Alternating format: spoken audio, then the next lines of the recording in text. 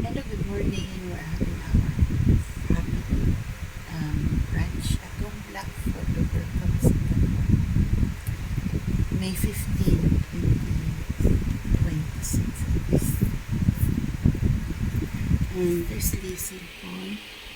It's a video of other company. Lizzie who's having 4 years as a kapalita. Listen, shares them. Listen, living there wants to sleep.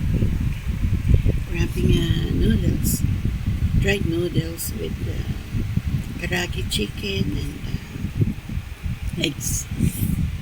And that's enjoy, folks.